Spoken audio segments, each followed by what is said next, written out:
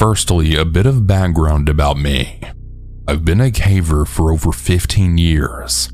I'm a team medic for cave rescue, a firefighter, and also a specialist paramedic for the UK Hazardous Area Response Team, also known as HART. I have a wealth of experience and knowledge, and in no way a novice to the underground environment. Last Saturday, we went into a fairly dangerous, unstable mine. The mine is on a horizontal level and is a deep adit. The mine was recently reopened after around 100 years and is known for its collapses in very unstable, dangerous areas. We were fully equipped with all of the relevant equipment for a standard walk-in and out trip, not requiring any rope access. We had a really good trip into the mine. We had a look at specific hazards and some pretty minerals. On the way out, we were passing through chest-deep water for about 300 meters and had to pass under a horrible bit of timber work holding the entire world up above our heads. The other 5, also either paramedics or cave rescue, went first one by one, which is the best practice when moving through dangerous bits of mines. I was at the end of the line and just about to take my turn when absolute fear really did strike. I was stood perfectly still watching my best friend turn away from me to pass under the timbers of the collapsed stope above when the ground suddenly disappeared from under me. No warning and no slight movement, just boom. The next thing that happened was I was stuck in a chest-deep hole under 4 feet of water with hundreds of thousands of gallons forcing me down as it rushed through the hole that I was stuck in. My chest was crushed, forcing all of the air from my lungs and causing extreme panic to now set in. From above, all anyone could see was a rushing, swirling pool draining the above passageways rapidly. All 5 were convinced that I was dead, and due to the hole, couldn't get anywhere near me. After what felt like forever, I suddenly felt like I was falling, but still in water and was still unable to breathe. What happened was that the floor and ceiling of the expanse fully below collapsed into a hidden stope. This caused me to fall around 30 feet, landing on my neck, then shoulder, and then my chest, before then being pushed down a deep flooded winze, which is a mine shaft that doesn't go to the surface. At this point, I knew that I was too deep to be able to swim back as I was being sucked down the shaft by the rapid waterfall from above. At some point, I took a small breath in of water, which was agony, and my foot was caught onto something.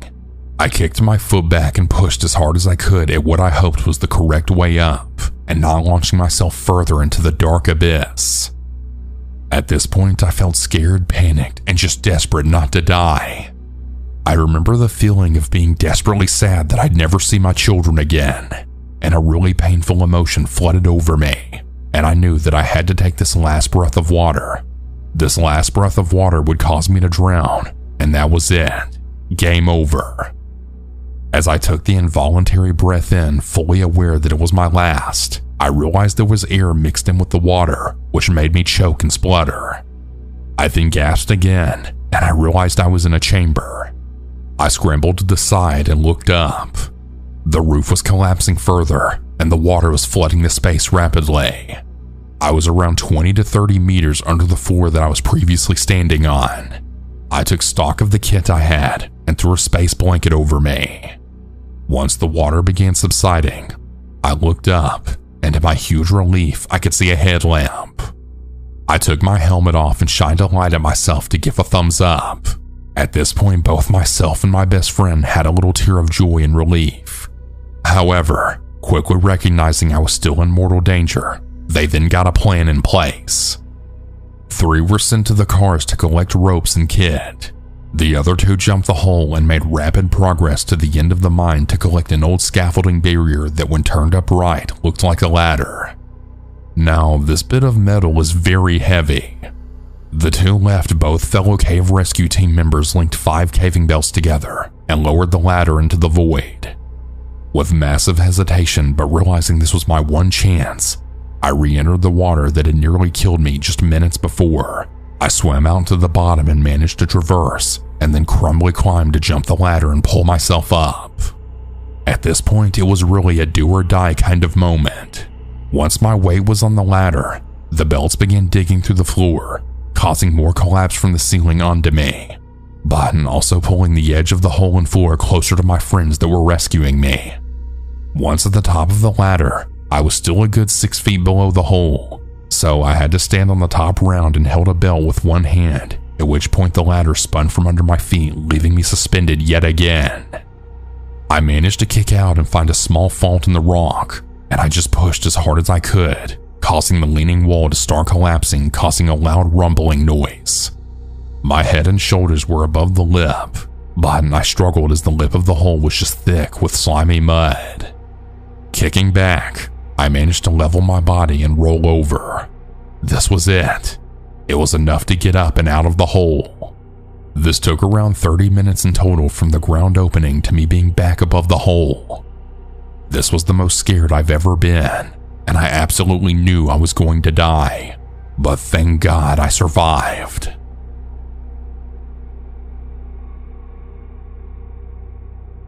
I work as a child care professional, and one of the kids that I look after recently got into hiking. I decided to take him to a really cool trail in Salt Fork State Park.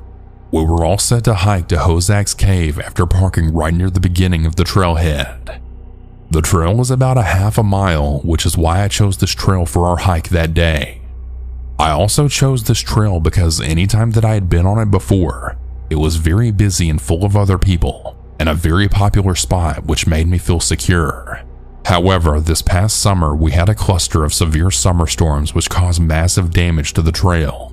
So to my surprise, it was much more difficult and completely empty. Now, I wasn't bothered by the trail being obviously empty because there was a small construction crew working on a bridge that was just barely visible from the trailhead. He was still up for the hike despite the entire width of the trail being washed out until it was no more than a foot wide, with a 6 to 12 foot drop off into a creek bed that is solid rock and several trees down. He's very athletic, and I was confident in his abilities, and he was so excited to tackle our adventure. We made it all the way to a platform that allows you to see the entire cave. There were many down trees surrounding the platform, and it was actually closed at this point. But we had made it this far, so we decided to maneuver around the platform and proceeded a few hundred feet into the cave. We spent the most time in this area due to the difficulty, so I know exactly what it looked like. There were tree roots directly under the platform, and you could climb down either side of them. It's also worth noting that Hozak's Cave is much more like a cliff, with an overhanging rock formation and a trickle of waterfall directly in the middle. It's not a creepy closed-up cave. It's very open and beautiful. We got into the cave, and I noticed a candle that was not burning recently but had been at some point sitting on a large rock that had a heart carved into it. I chalked it up to someone just having a date or something, and just disregarded it. He wanted to climb to the top, where I noticed 2 more candles and 3 stacks of small rocks that had been stacked up by somebody. I definitely felt weird at this point, but it was about this time that he had found a small puddle full of baby salamanders and he wanted to catch them. It was the happiest that I'd seen him in a very long time, and I didn't really have the heart to tell him that it was time to go. We spent about an hour catching baby salamanders, and I watched him have the time of his life. Well, we had finally decided to leave, and when we got to the platform, dead center in the middle of the tree roots was a wet washcloth hanging that was absolutely not there before. He noticed it as well, but he didn't pick up on the severity of the situation we were in. At that moment, I factually knew 2 things. 1, someone was watching us and we didn't see them. And 2, they were now potentially hiding in the woods and made it a point to not be seen but to leave an object to be noticed. There was no running back with the narrow trail, and I wasn't about to tell him that we were in potential danger. I told him to go in front of me, and I just kept encouraging him that he was doing great over and over, and that seemed to speed him up naturally. I never saw anyone while we were on the trail. When we got to the car, I locked the doors immediately. On our way out of the park, a very dirty man, probably in his 30s, came out of the woods and made it a point to stare at me with the most empty of expressions that I've ever seen. The man followed me with his eyes and head as I drove by him and continued to stare at me until I couldn't see him anymore. I knew the third fact at that point. He made it a point to make himself apparent to me, and that facts 1 and 2 were true.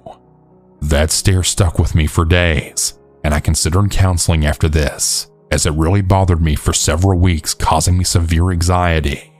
I tried to just tell myself that maybe we just interrupted his bath time and he was camping and just didn't want to startle us. After all, the crazy-looking man had ample time to do anything that he wanted while we were catching salamanders. I just cannot in any way rationalize why he stared into my eyes the way he did if he wanted to go unnoticed. Deep down, I know that it is much more likely that it was a deliberate action intended to scare me. The kid that was with me never had any idea how panicked I was, and to this day, it's the most fun that I've ever seen him have. He brings it up regularly, and it was a very positive experience for him. However, it was one of my worst experiences ever, and it made me feel so sick and disturbed.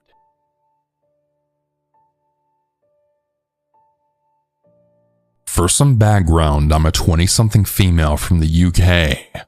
When I was 15, I had my first girlfriend, and looking back, there were many red flags, but I was young and naive.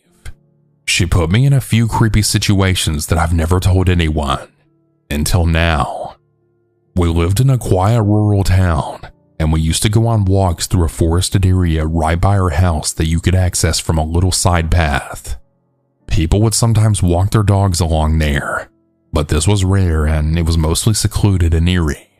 As you walked further in, the path got hilly, so eventually you reached a point where you were high up and you had a stream of water below you, and it was very unsteady. If you picture something like a cliff, that was how it looked. Now, it must be said that I really hated this forested area.